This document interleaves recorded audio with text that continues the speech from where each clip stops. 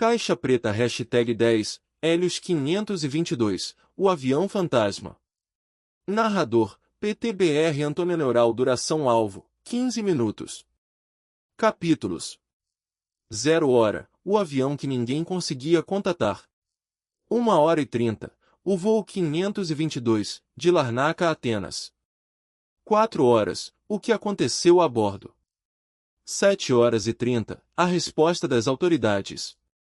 10h30, os últimos minutos. 13 horas, o legado e as mudanças. 14 de agosto de 2005. Céu sobre a Grécia. Um Boeing 737 da Hélios Airways cruza o espaço aéreo grego em altitude de cruzeiro, silencioso, em curso constante. As autoridades de controle de tráfego aéreo tentam contato há mais de 1 hora. Nenhuma resposta. 2 caças F-16 da Força Aérea Grega são enviados para interceptar a aeronave. Quando chegam ao lado do Boeing, o que vem é algo que nenhum piloto de caça havia encontrado antes na história da aviação. O avião está voando sozinho. Na cabine de comando, os 2 pilotos estão inconscientes sobre os controles. Não há movimento. Não há resposta. A aeronave, guiada pelo piloto automático, continua seguindo seu plano de voo como se nada tivesse acontecido, como se os 121 passageiros e 6 tripulantes a bordo não estivessem, a essa altura, todos mortos ou em estado de morte clínica. Você está na Caixa Preta. Capítulo 1. O avião que ninguém conseguia contatar. O voo Hélios 522 partiu do aeroporto de Larnaca, no Chipre, às 9h07 do horário local, em direção a Atenas. Era um voo de rotina. A Hélios Airways era uma companhia cipriota de baixo custo, fundada em 1999, que operava principalmente rotas mediterrâneas. O 737 era um avião confiável, com décadas de serviço em todo o mundo. A bordo estavam 115 passageiros e 6 tripulantes. A maioria dos passageiros eram turistas e viajantes de negócios em uma rota de menos de 2 horas. Às 9h20, ainda no solo cipriota, o controlador de tráfego aéreo de Larnaca recebeu uma ligação incomum do capitão do voo, Giorgos Grammatikakis. O capitão relatou que estava ouvindo um alarme que não conseguia identificar, e que a pressurização do ar-condicionado parecia estar com problemas.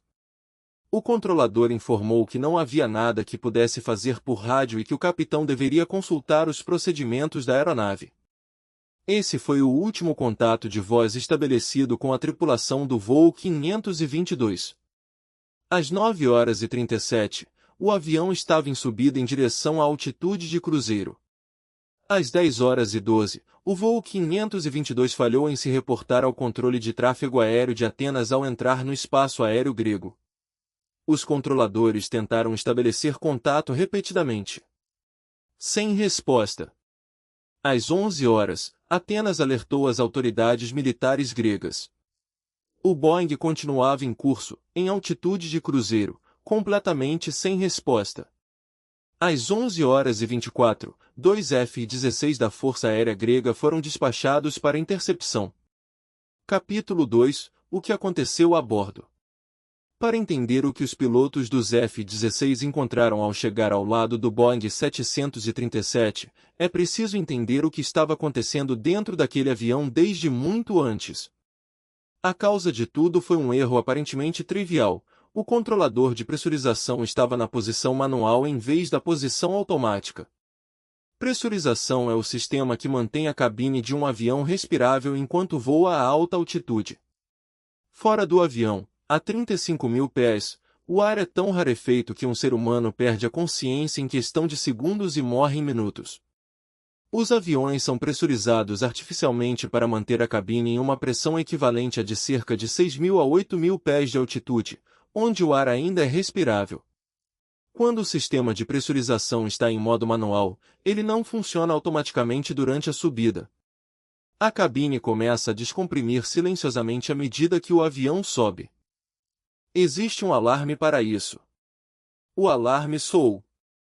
Era exatamente o alarme que o capitão Grammatikakis havia relatado ao controlador de Larnaca sem identificar corretamente. O alarme de pressurização baixa de cabine soa identicamente ao alarme de ar-condicionado em solo. Os pilotos, ao ouvirem o alarme durante a subida, podem ter interpretado como um problema de ar-condicionado em solo, um alarme que é comum e que tem um procedimento diferente. Enquanto os pilotos tentavam diagnosticar o alarme incorreto, o avião continuava subindo. A pressão na cabine continuava caindo. O ar estava ficando progressivamente menos respirável. Em algum momento entre as 9h45 e as 10h, em altitude de cerca de 18.000 pés, o sistema de emergência de oxigênio da cabine de passageiros foi ativado automaticamente. Máscaras caíram do teto. Os passageiros que estavam acordados as colocaram. Mas as máscaras de emergência dos passageiros fornecem oxigênio por apenas 12 a 20 minutos, tempo suficiente para que o piloto deixe o avião para uma altitude respirável, o que é o procedimento de emergência padrão. O problema é que as máscaras dos pilotos são diferentes. Elas fornecem oxigênio continuamente. Mas os pilotos precisam colocá-las ativamente. Se eles perderam a consciência antes de colocar as máscaras, ou se ficaram incapacitados pelo ar rarefeito antes de reconhecer o problema real, não havia nada mais que pudessem fazer. A investigação posterior concluiu que os dois pilotos muito provavelmente perderam a consciência ainda durante a subida, sem nunca ter entendido o que estava acontecendo. O avião, guiado pelo piloto automático e pelo sistema de navegação programado antes do voo, continuou seguindo seu plano de voo automaticamente. Às 10h30, o oxigênio das máscaras de emergência dos passageiros estava esgotado. Sem oxigênio, em ar irrespirável, os passageiros começaram a perder a consciência um a um. Crianças primeiro, por terem pulmões menores. Adultos em seguida. Em questão de minutos, todos a bordo estavam inconscientes. E o avião continuou voando. Capítulo 3 – O que os F-16 encontraram. Às 11h27, o piloto do primeiro F-16 chegou ao lado do Boeing 737. O que ele viu entrou imediatamente nos relatórios como uma das cenas mais perturbadoras da história da aviação grega. As janelas da cabine de comando estavam encobertas de gelo. Através do vidro, era possível ver o copiloto inclinado sobre os controles, aparentemente inconsciente. O assento do capitão parecia vazio, embora fosse difícil ter certeza.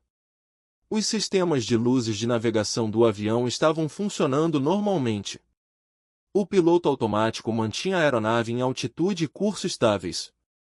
O piloto do F-16 tentou comunicação em todas as frequências de emergência. Sem resposta. Tentou sinais visuais, manobras próximas ao avião para chamar atenção. Nada. Sobrevoou a aeronave, inspecionou de todos os ângulos. O Boeing 737 estava voando sozinho sobre a Grécia com mais de 100 pessoas a bordo, todas inconscientes. Às 11h49, os F-16 reportaram que o combustível do avião estava visivelmente baixo e que o avião havia começado a circular sobre a área de Atenas. O piloto automático havia chegado ao ponto de destino programado, o aeroporto de Atenas, e estava executando o procedimento de espera, voando em círculos aguardando autorização de pouso que nunca viria porque não havia ninguém para solicitá-la. Então aconteceu algo inesperado. Às 11h50, uma figura apareceu na cabine de comando. Não era nenhum dos pilotos. Era Andrés Prodromou, comissário de bordo de 25 anos, que havia sobrevivido usando uma máscara de oxigênio portátil de reserva, provavelmente uma das máscaras da tripulação localizadas em um compartimento da cabine traseira. Os pilotos do F-16 viram Prodromou sentar no assento do capitão. Ele olhou para os instrumentos. Parece que tentou comunicação por rádio, mas as frequências corretas, os procedimentos, os controles do sistema de comunicação de um Boeing 737 não são intuitivos para alguém sem treinamento de piloto. Não houve transmissão de emergência. Às 12h03, os motores do avião pararam. O combustível havia se esgotado. O piloto automático se desconectou. O Boeing 737 começou a descer sem propulsão sobre uma área montanhosa noroeste de Atenas, na região de Gramático. Andrés Prodromou não tinha como pilotá-lo. Capítulo 4 – Os últimos minutos. Às 12 horas e 3 e 27 segundos, o Boeing 737 da Helios Airways impactou o terreno na encosta do Monte Helicon, a cerca de 40 quilômetros de Atenas.